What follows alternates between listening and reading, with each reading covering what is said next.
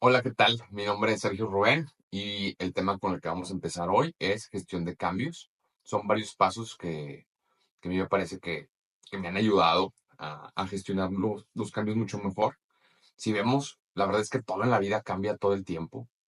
La definición de cambio dice modificar, alterar o convertir algo en otra cosa. En otras palabras, tienes una cosa, pasa algo, se transforma en otra cosa. Si no es igual, es que hay un cambio. Digo, sé que suena como muy lógico, pero nos podemos ahí, es donde nos podemos dar cuenta que todo cambia todo el tiempo. Cuando la gente dice, es que todo cambia, no, sí es cierto, todo cambia. Nuestras células no son exactamente iguales. Nuestros pensamientos no son exactamente iguales. Nuestras experiencias de todo el tiempo van transformando nuestra mente y no van siendo exactamente iguales el día de ayer, porque al menos ya tenemos más información o más experiencias que las que vamos teniendo segundo a segundo, y eso hace que ya nada sea exactamente igual desde nuestra cabeza. Físicamente, claro, se mueven las células, se mueven los átomos, no son exactamente las mismas moléculas que están todo el tiempo, porque las células se van muriendo y van evolucionando por otras, entonces nada está siendo igual, porque se va renovando y al momento de que nada es igual, podemos decirlo de otra manera, todo está cambiando. Todo el tiempo, todo está cambiando.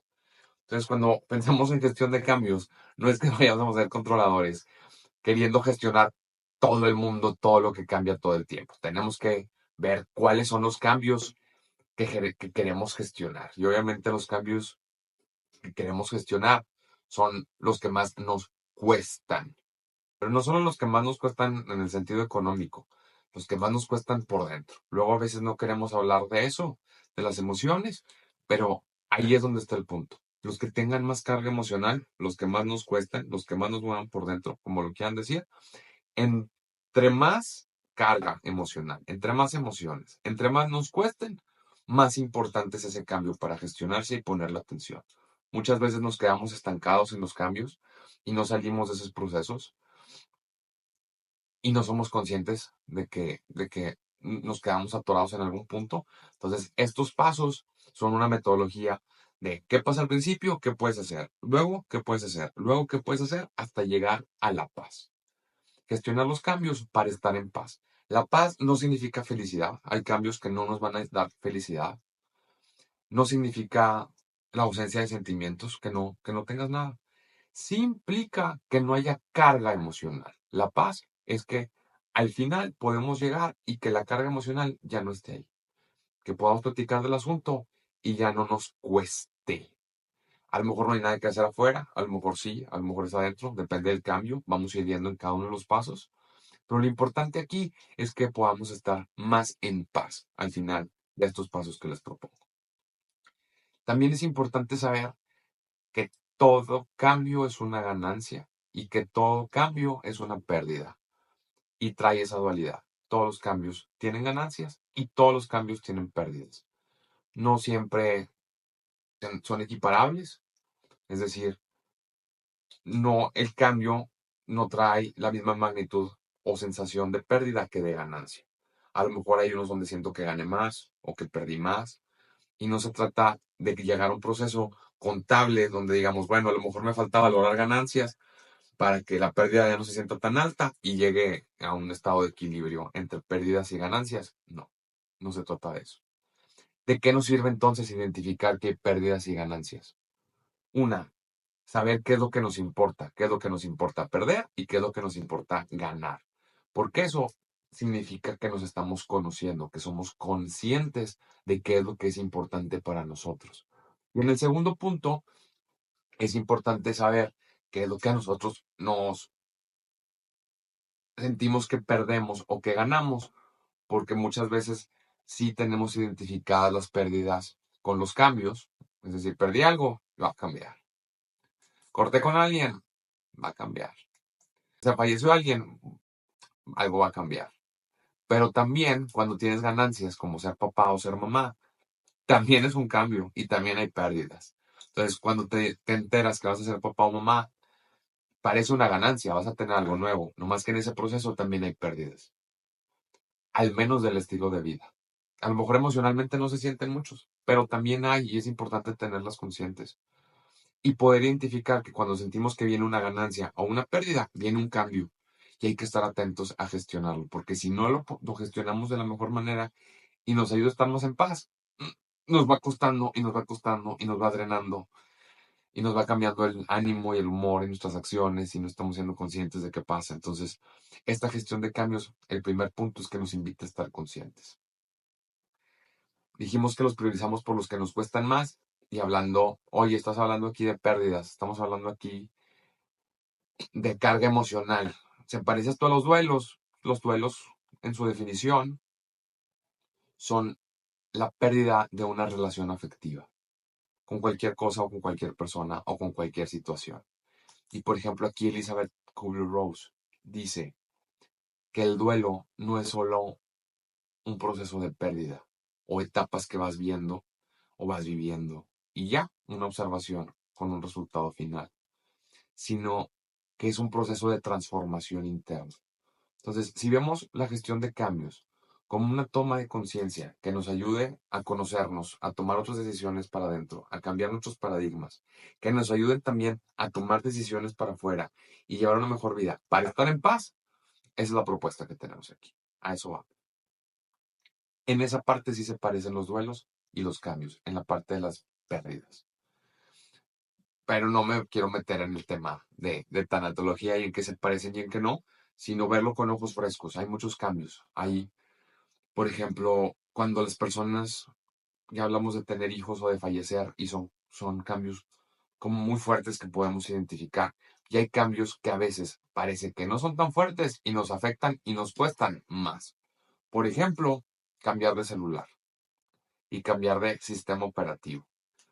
Muchas veces, si cambias el tamaño del celular y ya no le hayas igual al teclado, los iconos no son igual, no se mueve igual, el camino para llegar y configurar algunas cosas, tomar fotos, mandar correos, mandar mensajes, contestar las llamadas, desbloquearlo, la cámara no se ve igual. Nos cuesta adaptarnos a ese cambio.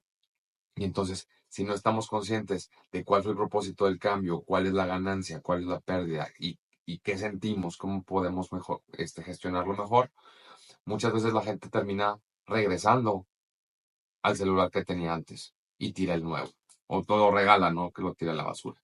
Pero muchas veces no podemos con los cambios y entonces tratamos de revertirlos. Y ese cambio, bueno, suena muy light, suena muy ligero, pero hay cambios que no podemos revertir o no los podemos revertir tan fácil. Entonces,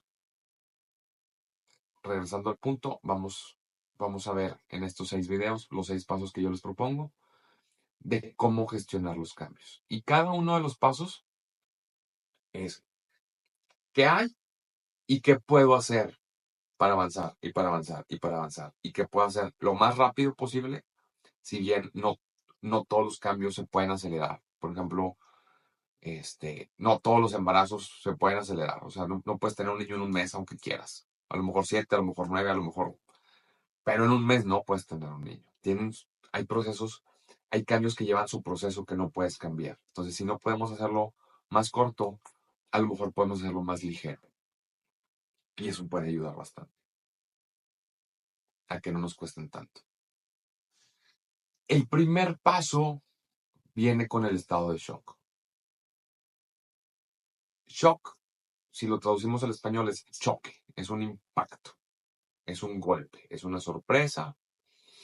Tiene que ver con que tú recibes la noticia de un cambio de golpe y trae un movimiento interno emocional.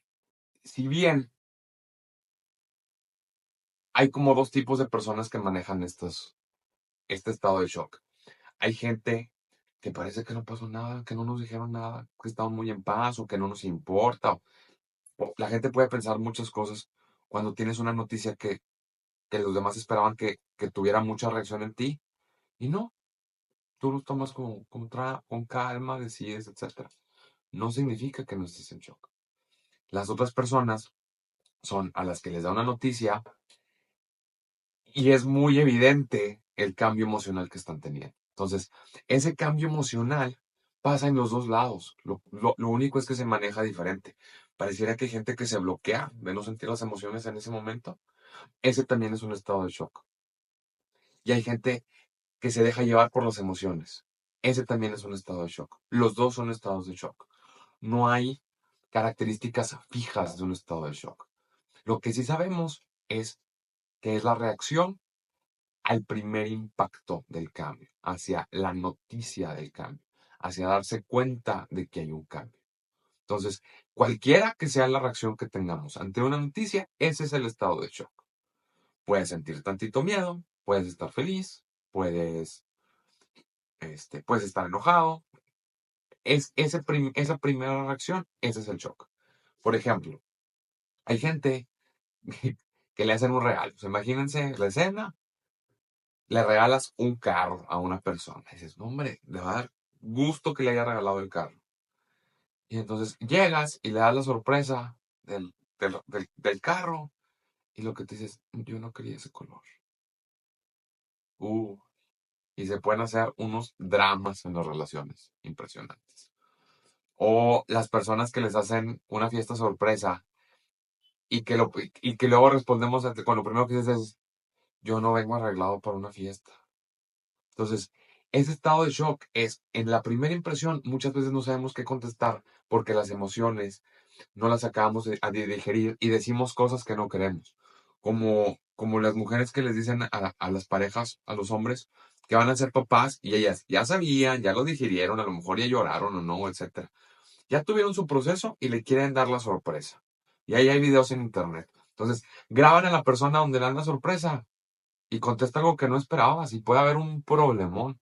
Porque a lo mejor tú le dices a él que va a ser papá y en vez de que le dé gusto en ese momento y tenga la reacción que tú esperas, a lo mejor lo que le da es miedo. ¿Y cómo no le va a dar miedo?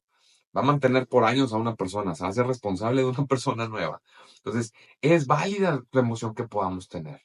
Entonces, cuando nosotros entramos en un estado de shock, lo más importante es reconocer qué estamos sintiendo. Y pueden ser varias emociones. Imagínense que llega la mujer y le dice, vas a ser papá. Te puede dar gusto y te puede dar miedo. Y lo mejor sería que identificaras eso y le dijeras, déjame digerirlo. Déjame digerirlo, porque es mucho, es un cambio muy fuerte. Y entonces, antes de decir algo de lo que te puedas arrepentir o pueda crear un problema, saber que estás en shock y saber qué estás sintiendo, identificar. Déjame digerirlo porque me da gusto y me da miedo. Déjame digerirlo porque a lo mejor ya te había dicho que quería ser papá, pero ahorita la noticia de que esto ya es real me causa algo más. O cuando te dicen que falleció alguien y te ven muy tranquilo, también saber que a lo mejor estás sintiendo tristeza y que está bien sentir tristeza. O cualquier cambio. Hay cambios que medimos tan fuertes como el tener hijos o que fallezca alguien, como cambiar de celular. ¿De qué depende qué cambios vamos a gestionar? Depende de cuánto nos cuesten emocionalmente. Y el estado de shock nos dice cuánto nos está costando. ¿Qué estamos sintiendo? Porque aunque no estemos en el shock como lo conocemos, hay emociones que se están moviendo adentro y es muy importante que podamos hacer conciencia de qué es lo que estamos sintiendo. Si estamos sintiendo miedo, alegría, enojo, rabia, lo que estemos sintiendo. El poder tener conciencia de qué emoción experimentamos ya es una ventaja. Y es una ventaja porque es el primer punto para digerirla. El doctor Hawkins, en el libro de El poder frente a la fuerza, habla de que no contengamos las emociones, que no les tratemos de sacar la vuelta, porque cuando tratamos de sacarle la vuelta a las emociones, crecen y esa emoción se puede apoderar de nosotros. Es más, tú puedes tener una noticia de un cambio y en ese momento no te pasa nada. Y tratas de respirar y de reaccionar como crees, porque crees que los demás esperan, no sabes realmente cómo es que los demás esperan que reacciones, pero uno trata de actuar de cierta manera sin hacerse caso a lo que está sintiendo, contienes la emoción que está ahí, no la reconoces y de repente sale cuando menos te la esperas y de la manera que menos querías que saliera. Porque si le estabas conteniendo era porque no querías expresarla. Entonces, al contenerla, es como cuando contienes el agua, se empieza a juntar y hace más presión. Las emociones son iguales. Las quieres contener y crecen y crecen y crecen y crecen. Y un día se te salen de las manos. O un momento. No tienen que pasar días. En cualquier momento se te salen de las manos. Entonces, lo mejor con las emociones es que aceptemos, nos demos cuenta que estamos sintiendo, lo aceptemos y entonces, ¿qué sientes y qué necesitas? Ya que sabes qué sientes, es más fácil que puedas identificar, de acuerdo a cómo te sientes, qué quieres, qué necesitas, con quién cuentas, qué hay que hacer para que estés mejor. Porque el estado de shock va a pasar en algún momento. Y si sabes qué hacer en ese momento, sabes qué necesitas para estar mejor y que el volumen de las emociones bajen, vas a estar mejor. A lo mejor estás reaccionando bien, pero identificas que tienes miedo y entonces sé que tengo miedo y qué hay que hacer para que el miedo no crezca. Sería bueno. Si el miedo te sobrepasa y entras en un ataque de pánico, también, ¿qué necesitas?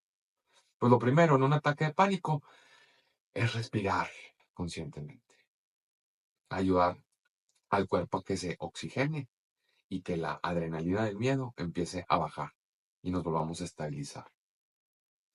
¿Qué necesitas en un estado de pánico? Recordar que tú estás bajo control de tu vida. Aunque parezca que el cambio te vino a mover todo y que no, y tenemos esa noción de estar perdidos en un estado de shock porque no alcanzamos a digerir el cambio y nos movieron el tablero, como se dice, sigues estando a cargo de tu vida, sigues pudiendo tomar decisiones. Poder hacer conciencia de eso ya también ayuda a bajar el miedo. Pasaron cambios, no sé cómo van a estar, pero esa sensación de poder, de que tengo las riendas de mi vida, ayuda bastante. Dejar de darle vuelo a la mente, a los pensamientos. Es decir, no es lo mismo pensar, voy a ser papá, y es todo, vas a ser papá. Nadie está hablando de qué tipo de papá, pero si empiezas a pensar, voy a ser papá y le voy a tener que comprar pañales y comida y mandarlo a la universidad, y si reprueba la universidad, y si le tengo que pagar las materias extras, y si se enferma, y si no tengo dinero, y si me quedo sin trabajo, todos esos pensamientos generan más miedo. Es decir, ahorita, vas a ser papá ahorita, la universidad no va a llegar rápido. Si el kinder no llega tan rápido, claro, el tiempo se va volando y hay que hacer cosas, sí. Entonces, cuando tú identificas qué necesitas, empiezas a priorizar qué es urgente y qué es importante. Y lo urgente hay que hacerlo, porque si se pasa el tiempo, hay repercusiones. Y ya que sacaste lo urgente, nos vamos por lo importante. Hoy es importante comprarle una cuna al niño. Sí, pero ahorita no. Ahorita te acabas de enterar que vas a ser papá. Depende de la situación que estemos viviendo. Si cambiaste de celular, ¿qué es lo urgente? Que sepas, no sé, mandar mensajes, hacer llamadas. O si es de trabajo, ver el correo. ¿Qué es lo urgente y qué es lo importante en cada cambio? Y no hay cambios chiquitos. No, no importa el impacto que tenga en tu vida, sino que a ti te cueste emocionalmente ese cambio. Entonces, en el primer paso es evidente contactar con qué es lo que yo estoy sintiendo. Y a partir de lo que siento, saber qué necesito. ¿Qué necesito? ¿Con quién cuento? ¿En qué momento? Priorizar. Y acordarnos que ese estado de shock va a pasar. Y entre más rápido nos demos tiempo de asimilarlo y digerirlo, mejor. Me gusta la palabra digerir para las emociones porque es como cuando comes y luego te quieres levantar a nadar, a correr, a hacer cosas. El cuerpo, el cuerpo se arrana, se siente. Entonces, hay que darse, igual que con la comida, ese espacio para digerir las emociones antes de tomar acción. El estado de shock es eso, es decir, se te llenó el estómago de emociones ahorita. Date tiempo, date espacio. ¿Qué necesitas? Oye, pues a lo mejor no necesitas salir a correr o a nadar cuando acabas de correr. ¿Qué necesitas? Una siesta, sentarte, platicar. ¿Qué necesitas? ¿Y de quién lo necesitas? Y a lo mejor vas a identificar cosas que parece que no se pueden tener. Bueno, Ya sabes que lo que sientes es por eso que hace falta, y si eso no se puede, entonces, ¿qué sí se puede? Llegar a ese punto es bien importante. Y como les decía en un principio, el paso del shock nos lleva a saber qué sientes, qué necesitas para poder salir de ahí y pasar al siguiente. Imagínense vivir en estado de shock un mes. Si ya un día se nos puede hacer muy largo, depende de nosotros cómo lo gestionemos. Entonces, saber que podemos tener en control, saber que podemos estar en control, saber que podemos validar las emociones, saber que podemos expresar qué sentimos y a lo mejor no a los demás, pero expresarnos a nosotros mismos qué sentimos. Da miedo, está bien, da miedo. Te enoja, está bien. Todos conocemos las emociones. Entonces, poder reconocérnoslas nos va a ayudar a gestionarlas mejor. No es lo mismo, como dicen, ponerse neuras por algo que reconocer que estás sintiendo algo. Oye, pues no parece que estás enojado. Pues no, pero estoy bien enojado. No más que dosificadito. Oye, pues no parece que tienes miedo. Y tengo un chorro de miedo. No más que dosificado. Se siente diferente. No hay necesidad de hacer aspavientos por todas las emociones. Todas se pueden vivir. Todas se deben de digerir para que no nos causen mayor daño. Entonces, en el estado de shock, no me voy a cansar de repetirlo. ¿Qué sientes y qué necesitas? Darnos ese regalo de reconocer que podemos sentir las emociones y no se nos cae nada. Y que podemos dosificarlas y no hacer aspavientos. Podemos reconocer las emociones y a lo mejor la gente no se da cuenta qué emoción tenemos. Porque las dosificamos, porque las aceptamos, porque están adentro. No tienen que salir afuera. No tiene nada de malo con que salgan. Pero si no los reconocemos, empiezan a juntarse y luego se nos salen de las manos y todo el mundo se da cuenta. Entonces, nada más el hecho de reconocer una emoción ayuda. Si vemos que no la vamos a poder manejar mucho tiempo, pues hay que buscar qué necesitamos para gestionarla mejor y que no los cambios no vayan convirtiéndose en crisis tras crisis tras crisis. Entonces, poder en este estado de shock bajar el volumen, saber qué va a pasar, basados en cómo me siento y qué necesito. Ese es el primer paso. Nos vemos en el siguiente video para el siguiente paso. Gracias por verme. Si les gustó el video, por favor, denle like, suscríbanse para que les avise cuando subimos un nuevo video y nos vemos en el próximo cimiento. Gracias.